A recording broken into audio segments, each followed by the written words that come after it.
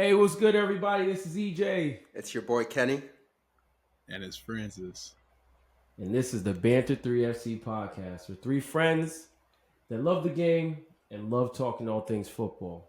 Before we get started, want to remind you guys we are on Instagram, we are on YouTube, so please don't forget to like, subscribe, share, comment all of our content. We really appreciate the love and support. All right, let's get into it.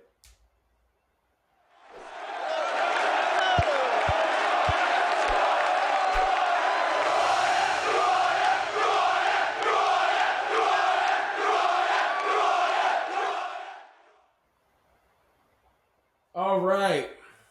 We are back with another week. What week is this? Week 15? Game Yeah, week 15? match day 15. Yep. All right. And it was a weekend of very interesting results. Only Very, one of very us can say that they collected 3 points. Can you but wait until we get to your portion to start your Like- rubbish? My fault. Go ahead. It's funny. This is the first time he actually wore blue. That's cap. That's cap. But go ahead. Glad you're supporting us today too. Well, UConn. But anyways, yeah, another game week. And we're gonna go through this past weekend results, and then we're gonna touch on what it's gonna look like for this upcoming weekend. Actually, this upcoming week, it's a crazy holiday period, and there's games coming thick and fast every 3 days. So we're gonna give a preview of what's to come, and yeah. So without further ado, first game of the weekend, the Reds. Talk to us, Kenneth. What we got? First I want to say goodbye to Dan Ashworth. Oh God! Oh God! Light it up. Hey, Light it up for my Hey. boy Danny. R.I.P. to my boy. Another one bites the dust. Yeah, it's just literally. I don't know what else to say. From reports, they're saying that it was just a bit of a power trip move by Jim Ratcliffe. Said he didn't like kind of the strategic plan that he was providing from from the moves this transfer window and moving on, whatever. I think it's just a kind of a power trip move. Is it a big deal? To me, no. I think at this point, that we are, it's like we're kind of pivoting um, under Ruben, and it's not the biggest deal. We could find a new sporting director that's going to fit Amarim's style and all that stuff. So I'm not too concerned about it. But it's just another story. It's like, come on, guys, let's get it together. Now on to the game. What It's happened? not a good look, man. It's not. Been there for 5 months. It's not, and it's more about the hassle of getting him from Newcastle, as you guys remember, all that wahala that was going on with kind of trying to buy him out and stuff like that. So it's just it's a weird move. I don't understand why we go through all that trouble to get a director like that and then pay money to let him go. So it's very weird, but whatever. We move on. The game, we had the 12:30 slot Saturday against Nottingham Forest. I was expecting a win. I believe I said 2-1. The first goal, and I was telling EJ this, why is Lissandro Martinez on a center back that is 6'5"? Lissandro is maybe 5'6". Can you please, somebody help me do the math on that? I don't understand it. Delic could have definitely just switched on him, have Lissandro just kind of be there to snuff out maybe rebounds or whatever it is, second balls. So we give up a goal to another set piece, which is very, very annoying. I believe it was the second minute of the game. So bad start. From there, we did a good job of coming back. We were playing; they weren't really playing. tied it up, and then second half, Bruno Fernandez. He had, and I'm not gonna let his goal kind of dictate his performance. He had a terrible game. He gave up the ball way too many times, and his lack of awareness, especially in our own third, led to for a second goal. Which, yes, Onana, my God, he's been our best player so far this season, but that was just like PTSD from what he did all last year. I thought it took a deflection. It didn't. It just swerved. You have to make that save. But still, that's Bruno Fernandez's fault. An easy 1-2 with Lenny Euro. You're in our own half. Keep the ball. So that was a very annoying way to start off the half because I felt like we were the ones actually playing. And as soon as they scored that, they come maybe 5-10 minutes later. Chris Wood, header. Lissandra, where are you? Just clear it out. So very, very annoying performance. But it's a, like I've said, in this period where we have game after game after game, it's gonna get worse before it gets better. And all we can ask for is patience during this time frame because what you're seeing is what we should be practicing, but it's in front of everyone's eyes to see. You know what I mean? So it's gonna be a very, very trying period. Man United fan base, please stay patient. It's okay. It's gonna be worse before it gets better. The Niger girl on TikTok is already she's already She's doing her rounds. Yeah, let her do her rounds. Let her get her views. But please look at where Forest is in the table versus where we are in the table. When you think about the names, yes, oh my God, not in Forest.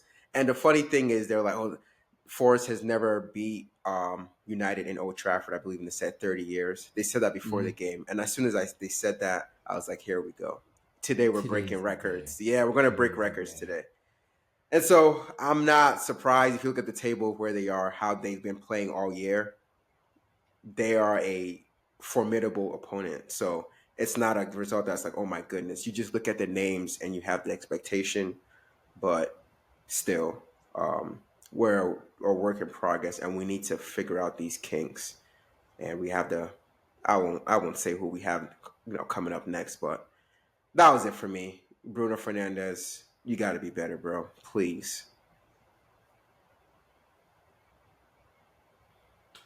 No, that's fair to say. Tough game for you guys. For me, I'm just looking at it like it's just a 6 month trial period. He's just going to be throwing out a bunch of different players just to see what the system's going to look like, who he's going to keep, who he's going to let go. So, not really reading too much into it. I do have a question for you though. We had a conversation. I think it was last season or maybe the season before about Nottingham Forest and what they could be with a better coach Mm-hmm. versus West Ham. Since then, both teams have gotten new coaches. And I remember I was heavy on Nottingham Forest could be like a higher mid-table club. No, no, no, no, no. Let's get it right. You said Nottingham Forest was a better team than, I believe, was it West Ham? Or was it Crystal Yeah, Palace? Crystal Palace. Was it Crystal Palace? And I Yeah, it's said, Crystal Palace. yeah, and I said, you said, who did you say? Did you say Crystal Palace or Nottingham? I said Nottingham Forest. Right. And at that point, they definitely were not. And I said, but they need to let go of Steve Cooper because I feel like the style of play, the direct style of play, they have some really good skilled players in positions where they didn't have to play like that. And that's what I said. I didn't say Nottingham Forest were a bad team or whatever. They just, Got you. Steve Cooper was not the guy. So yeah, not shocked by how they're performing. Obviously, it's going to level out as the season goes on, but they're a team you don't want to kind of play on a bad day. Fair, fair, fair. Okay. Anything from you, Francis? No, He no. just It's he just just wants to get to his.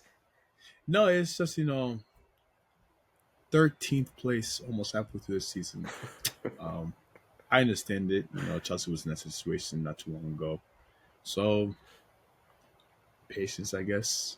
But comes to a point. There comes to a point where patience is gonna run thin regardless. You need to see Oh yeah. results. So hey, go ahead. Best of luck. Well, Ruben said the storm is coming.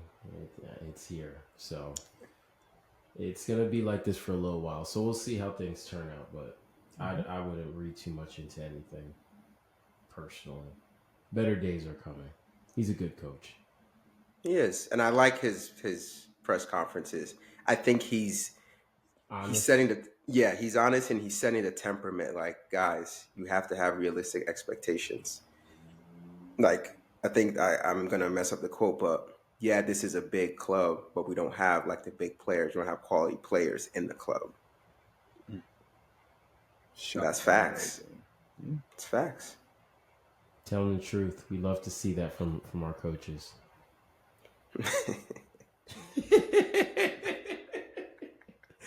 But anyways, moving on. Next up on the docket, Arsenal versus Fulham at Craven Cottage. This game ended in a 1-1 draw. And honestly, for me, this is the type of game. Where do I even start? Going into it, my worry was more injuries again. We already have a bunch of players out. But the pairing that I always talk to you guys about that I never want to see not playing together is Saliba and Gabriel. So there's 2 games in a row that we didn't have that pairing together, and we had to put Kiwior in. Zinchenko was also hurt, so we had to put Timber at left back, Partey at right back, play Jorginho in the middle, Odegaard and Rice, and then our front 3 of Trossard, Havertz, Saka. Going into the game, when you see that like injury stuff and you see that the backups are in, this is the type of game where you look and you're like, all right, this is a game we're supposed to just find a way to score, get the hell out of here, and get back to the Emirates, right? With the clean sheet.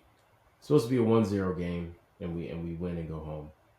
Watching the game was so frustrating because we were so dominant in terms of we didn't allow a lot of opportunities. We had most of the possession. We didn't create like a lot of like clear-cut chances, but like it's not like we were just passing in circles. We were getting like corners, opportunities, things like that. We had a couple opportunities where we crossed into the box. Players should have gotten on the end of it, but we just didn't, do what we had to do in the first half. And I have to say this because I've reached my threshold with this player. Jakob Kiwior is not good enough to play at Arsenal. And yesterday's game was a confirmation for me. And it's funny because we're coming up on his 2-year. He's up for an analysis for transfers because this upcoming January will be his 2 years. I'm going to give you his grade now. It's a C-. It's not good enough.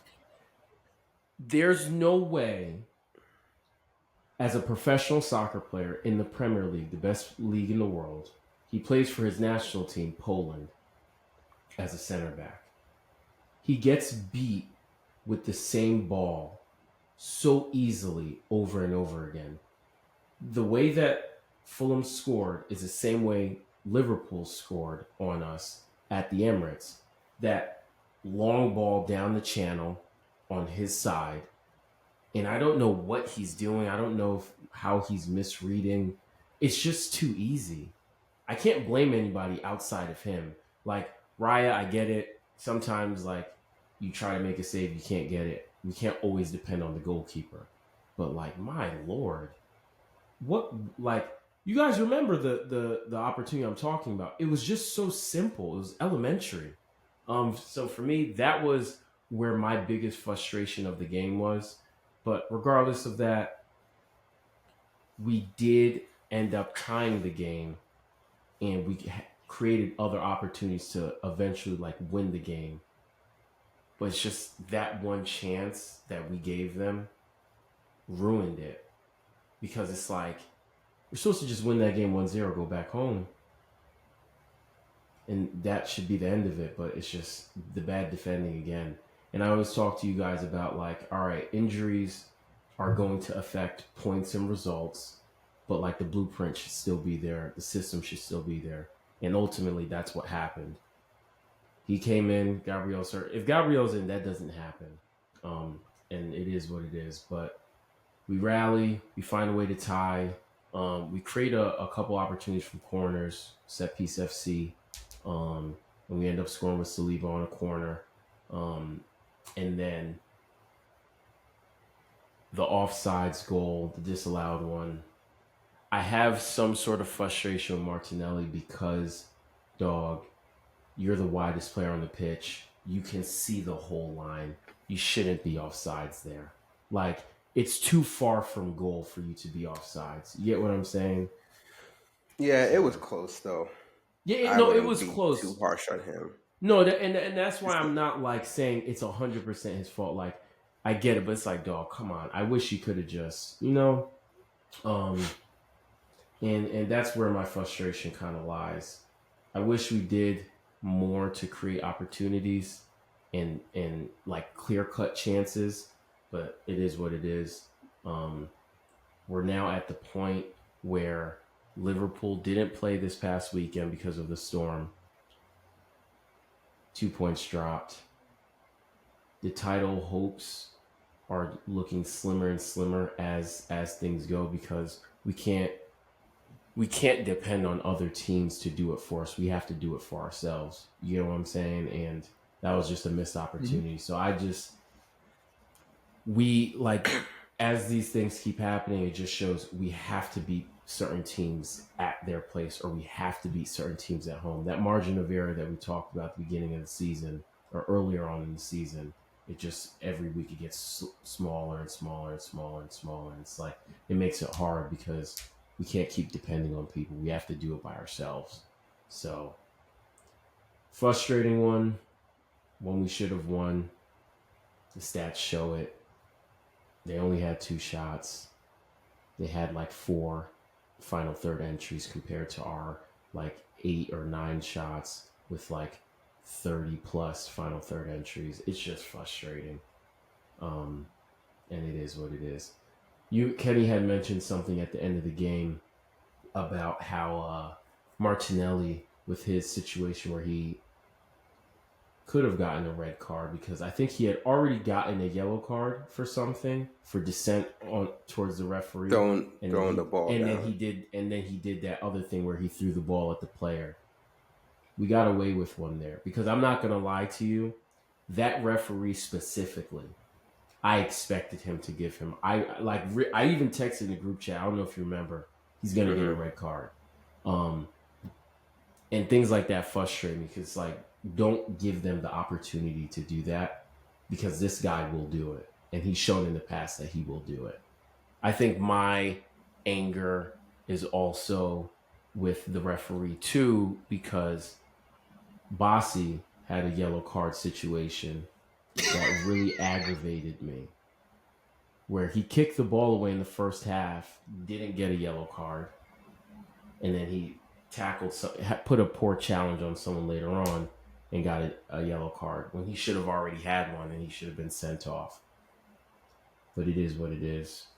We move on to next week. We just have to keep rallying the points and see where we fall from there. Did I just hear you blame a player for something they did?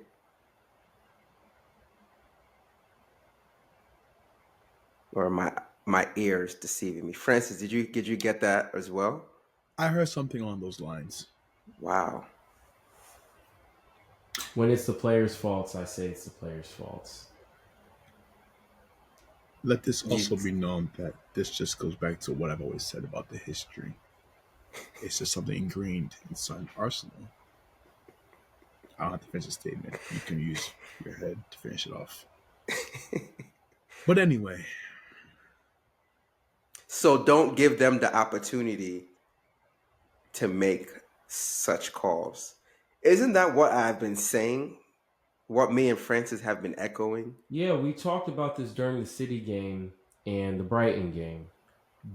I've already said it previously. Some of the onus lies on the referees because of lack of consistency, but also on our end, stop. Don't give them a reason because you know they'll do it. They're going to look to do it. I So have a that's what question. my issue is. I Go have a ahead. question. If you know that there is inconsistency, that is the standard. The standard is inconsistency. It is completely on the players. That is where we disagree. The standard is inconsistency until they say, hey, referees, the PM, what is it, PMGOL, whatever the Hmm. acronym is, PGMOL. PGMOL. If they say, hey, when this happens, automatic yellow, until that is the standard is inconsistency. As a player, you now know that if you give them an opportunity to give you a yellow, you might get a yellow. You might get sent off because of this. It is up to you. It is your responsibility. You're a professional soccer player. If you tell a child not to do something because of certain consequences might come their way, they will stop doing it. Don't kick the ball away. That is 100% on the players right now. If the standard changes and they make the rule, hey, this is automatic yellow, and for some odd reason or whatever, um, during a game, the referees mess it up or whatever, then we can talk, okay, that's on the referees. But right They now, continuously mess it up. That's what my issue the is. standard is inconsistency. That's the standard. Based off of that, players just don't do it. We can move on to the next because we're never gonna agree. I already know we will never agree on this because in other leagues, in other sports, we are going to blame the referees because of inconsistency for things that they're doing. So I don't know why it has to be different here. No, for example, basketball, they implemented the take foul this season. Mm-hmm. If you Mm-hmm. remember, in previous years, there was times where there was some discrepancies with, is that a take foul? Is that a clear path foul? Oh, it's a like they know like you're just fouling to prevent a fast break, right? Mm-hmm. What happened? The NBA saw what was going on. They're just trying to prevent a fast break. Now they upgraded it to, all right, this It's is a a take technical foul, foul. right? Yeah. Yeah, it's a take foul. They call it a take foul. Now that's the standard. Before there was no standard, No, so but you could see, get away that's with it. that's hold on. So see, that's the thing. That's where you're wrong, right? So they did that in the Prem already because before this rule was implemented, I think it was last year or was it this year that was implemented? What rule? The yellow card if you kick the ball away. I don't think, is it a rule? That's what I'm saying. I don't think No, it's a no, rule. it is. That's what I'm trying to say. It is a rule. They actually put it in force. It is a rule. It is written Previously, now in a. yes, It's yes, it written. is. It I didn't I know did yes, that. not know that. it is a PG. That's why I keep saying I have an issue with the referees. It is a law in the Premier League rule book that if you Yeah. kick the ball away, you get a yellow card. So that's why I have an issue with refs giving it sometimes and not giving it other times because it's like if in the take foul thing in the NBA, if they start doing it sometime, if they give the take foul and then they give I believe the rule is if it's a take foul, the player gets a technical shot and then they get possession back, right? Yeah, yeah. Yeah, and if they do it sometimes and they don't do it other times, you're gonna look and be like, what are these refs doing? Yeah, absolutely. I agree with that. I didn't know. I had to Yeah. look it up myself. I didn't know that it was the rule was implemented They in instituted the the book. rule. It was either last year or this year. That is a rule in the Premier League. It's I'm not like saying it. I'm not angry about it just because the ref is like it's not a rule and they're just doing it sometimes and not doing it. It is a rule, and they're just choosing when and when not to implement the Okay, rule. that's a different That, conversation. I yeah, don't yeah, think you've ever that's where brought. my Okay, that's fine. I don't I think you thought you ever. knew this whole time that I yeah, did it's a not. rule. I did Okay. not because to me it was just like, oh well, you could do it, or they might choose not to do it. So now you Oh understand yeah, why. absolutely. Yeah, that's why I get frustrated. That's why I always mention it when it's happening because it's a rule and they're not implementing it. So it But can't we hey, can't just always fully blame the players. Like oh there is onus on the players of like don't give them the opportunity. I get that. But at the same time, they're not yeah, doing their job. yeah. Yeah. This is up to the refs. If it's a rule, you're supposed to follow it. So Yeah. to me, I don't. I wouldn't even blame the players at all in this case. This is what I've been saying. Well, you missed a very big piece of evidence. The case would have been closed a long time ago. I'm not gonna lie to you. So this whole time you didn't know it's a rule? I No, didn't know that at all. Yo, they've mentioned this multiple times. Like, no. oh wow. Okay, so that's where the discrepancy has been. All right. I understand now. So can you now stop pointing it out every time it happens? No, I have to because I don't think you You guys know, understand. I didn't think you I guys told you she's not understood. going So I to. gotta keep. I gotta point it out because they're not doing it. They We pick and under choose when they want to do it. we under we understand now. Please stop. He won't. Oh, I will not. I told you. All right, EJ. Francis is sitting there quietly. Let's get to it. Yep, get to it, Francis, because we know. Go ahead. I just want to say before you go, I did predict the right score.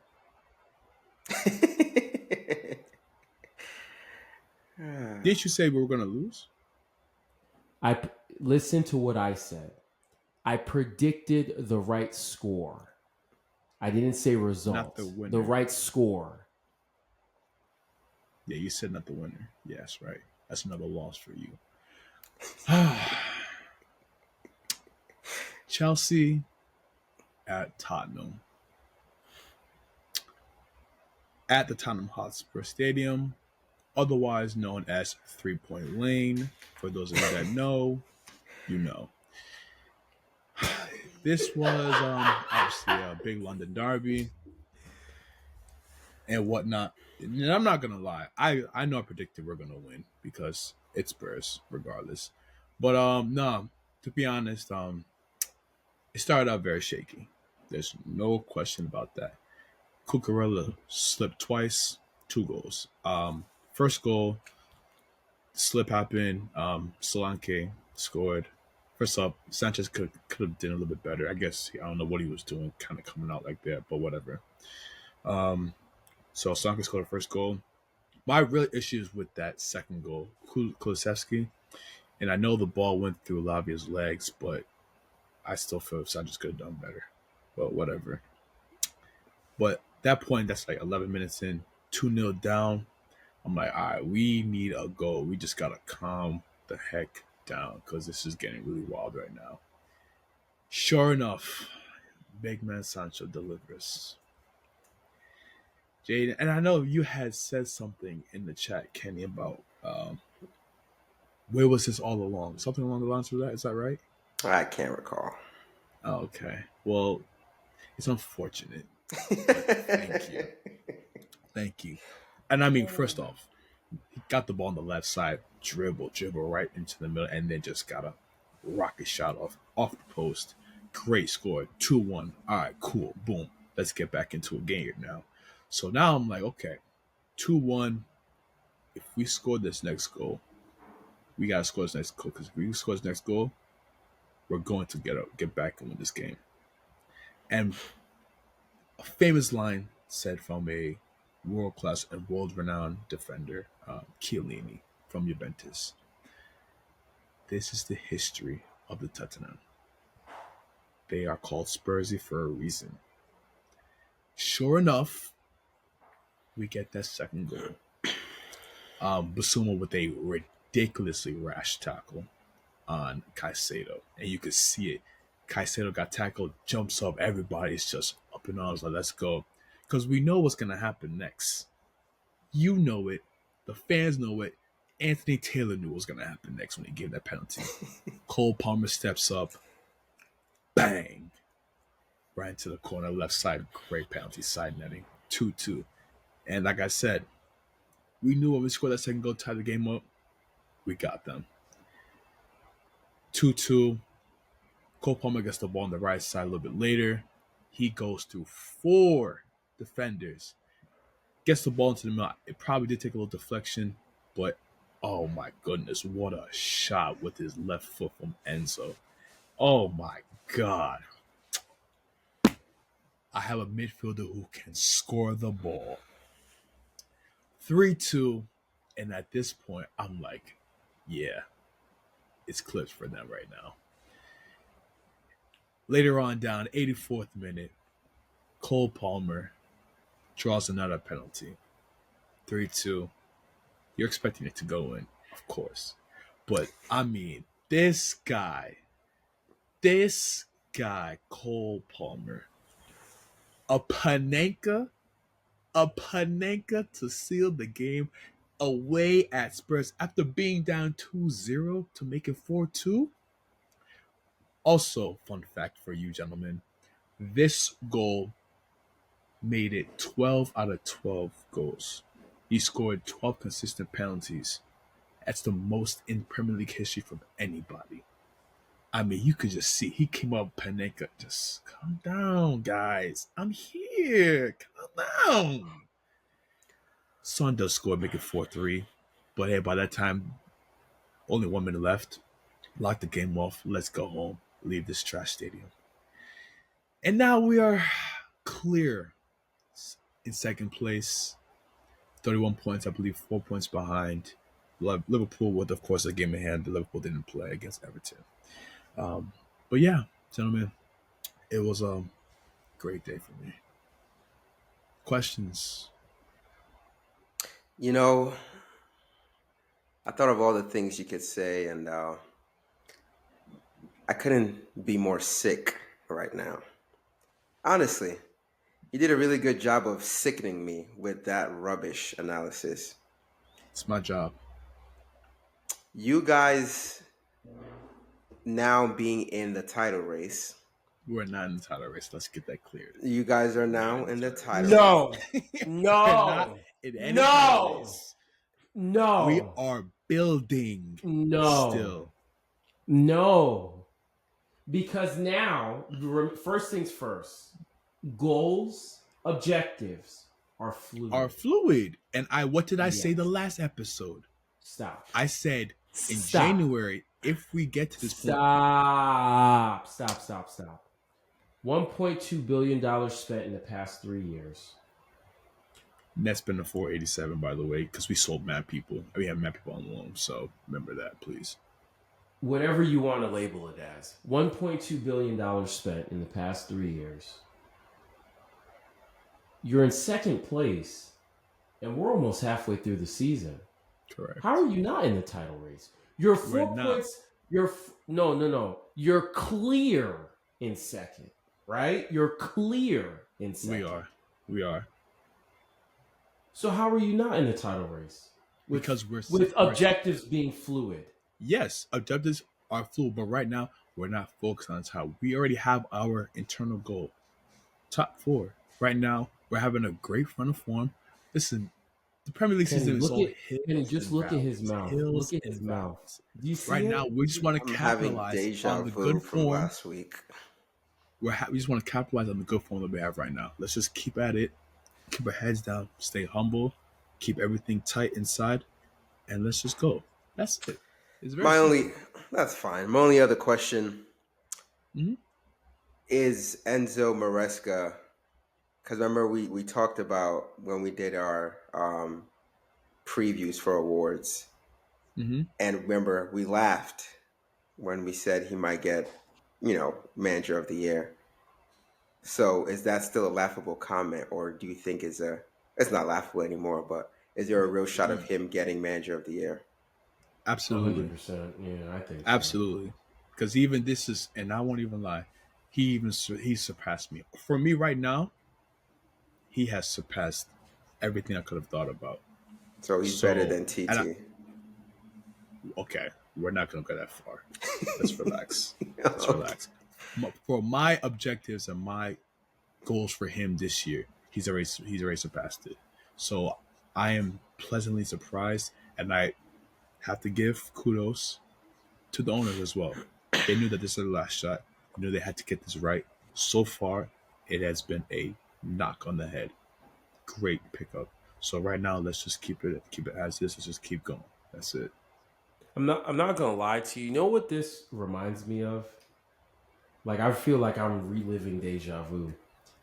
This is literally what Arsenal did 2 years ago. Oh, when y'all came out of nowhere, it was like 8 points clear and should have won the league that year. You can frame it however you want to frame it. That's just how I Frame, no, remember. no, no. It's how I okay. remember. Frame it again, Francis. Enjoy. But you've been saying that, and I've been doing Enjoy. so. So it reminds me because it's like that was the year that we were in Europa. We would literally in the middle of the week we would just play our second team, and our first team is just always fresh to play whoever on the weekend. It's literally the exact same thing, and I just think it's so. But I think you guys have an even easier thing because you're in. Yeah, Cole Palmer is not even in the squad for Conference League. Yeah, which is crazy. Hey man, listen, let's just keep at it. That's it. But I do have a question for you though, Francis. Yeah. I thought the thing that I thought was the craziest with 15 minutes, 20 minutes into the game, it looked like it was a basketball game. Does that concern you at all? How open your games are at all the time? Do you have any concern about that? I've said it multiple times. Our defense is our weak spot. Mm-hmm. I've said it mad times. Our defense is our weak spot. So I know going forward, anytime we have a chance going forward, we can score. It's just the fact that we have such liabilities in Robert Sanchez, and now with Fofana being out, I would like for Tosin to be playing there because obviously he's more of I would say veteran in a sense, experienced player. Yeah. You would think he'd be able to at least play with Caldwell a little bit better, keep things a little more tight. Body shield, he had what maybe a good performance. I think not the last game, the game before that. But I mean, they are the liability in our team, unfortunately. So I do get nervous. I do get nervous whenever I know a team has the ball and has a chance to try and score on us because I don't really trust them, and especially if you leave it to Sanchez, he'll just give the goal away randomly. So It's not sustainable. I'm just waiting for when it happens. There's gonna be a big drop off. But the thing is, you think that I hate Chelsea, and I promise you that I don't. I really don't. Because remember, for the past 2 years, it was me that was telling you, you guys are just going through a rough patch. It's going to get better. Young players, they need time. And look what's happening. When you used to come on FaceTime and pout after every game, what did I tell you? What did I tell you? Now it's pouting. That's crazy. Kenny, what's the face that we would always see as soon as we hop on a call? Francis is sitting at the edge of his bed. At the edge of his bed. Standard. We have a standard. We do. Or he's doing this.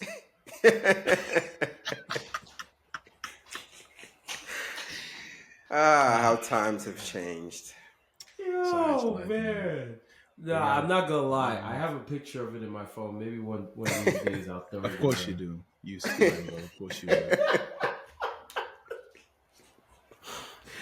Hey, but the Moises Caicedo challenge, red card or no? This is a question for the panel. Mm-hmm. The one that he did? The one that he did, yep. I don't think so. Oh, shocker. I honestly don't think so either. Because like I was saying, it's not a stamp like studs wearing up. It's more of like a swing. Yeah. Mm-hmm.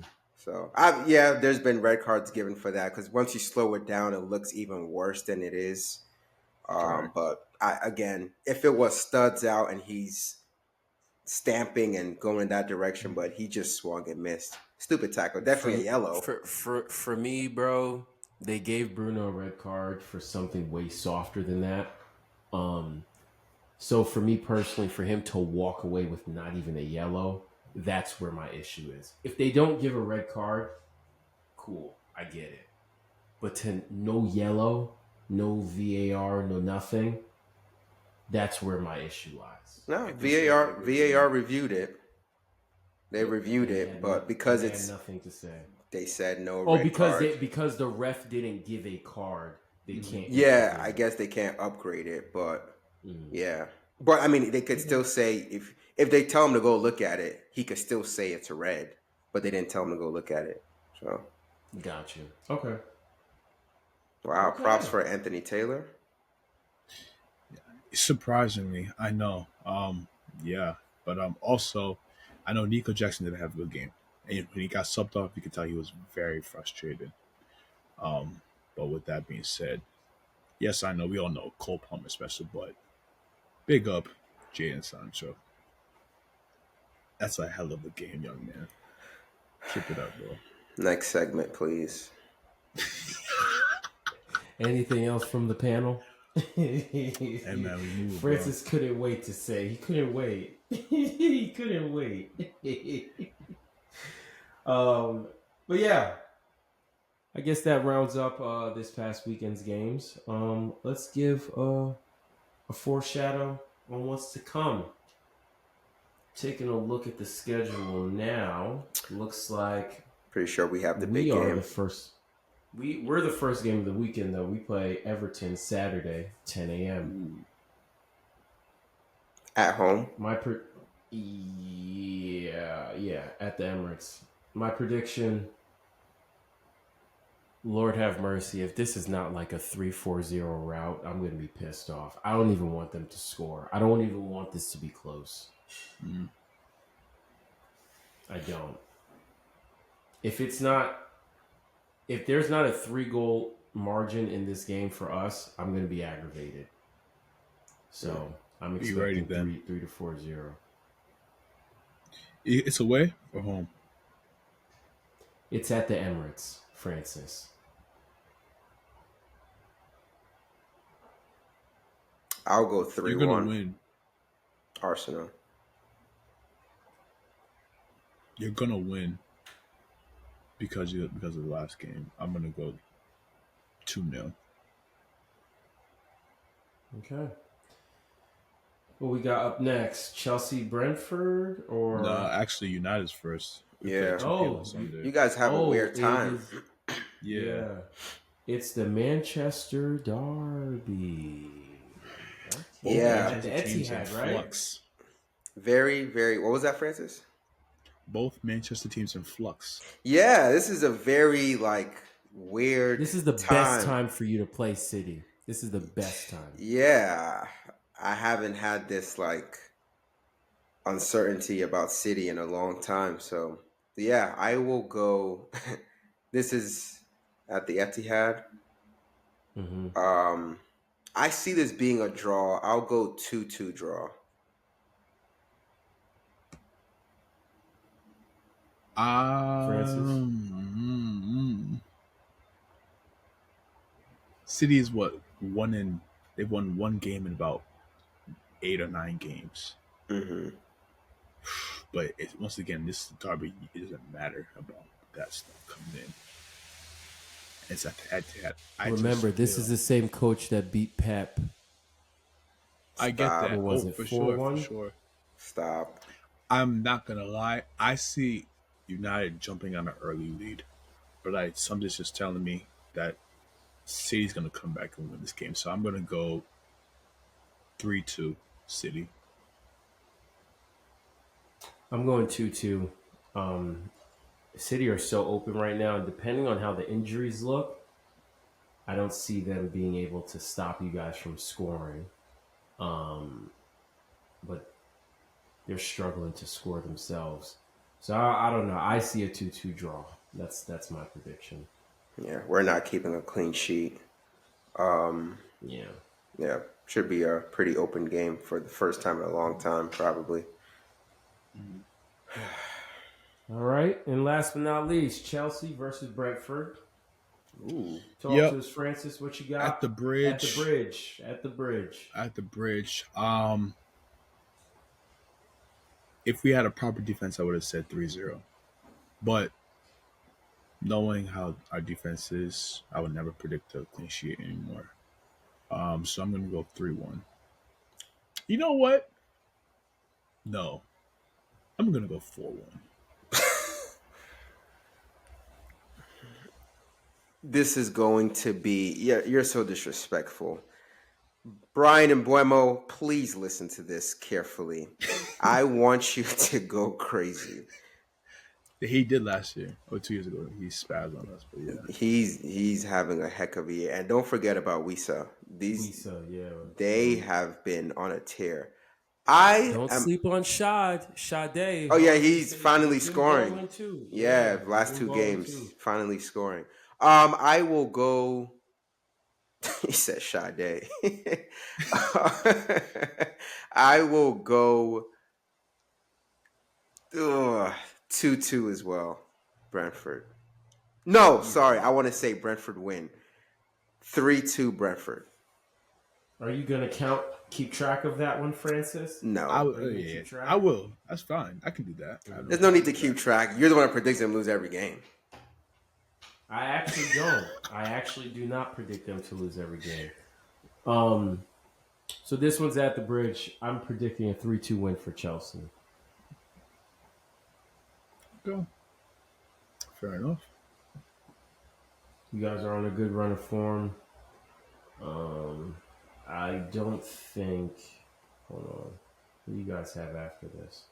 Honestly, we have kind of a light schedule coming up after this. I was looking. You guys have had a pretty nice schedule. I won't lie to you. Yeah, because you got Everton and Fulham and Ipswich after. Yeah, you guys are going to win this game 3-2. That's my prediction. All right. All right. Another week in the books, boys. So, appreciate you guys for tuning in. Once again, this is the Banter 3FC podcast. Do not forget to like, subscribe, and share our content. We are on YouTube and we are on Instagram at Banter3FC. Appreciate the love and support. Tune in with you guys next week. Keep the blue flag flying high. Stop it. You have no shame. Yes, sir. That's your problem.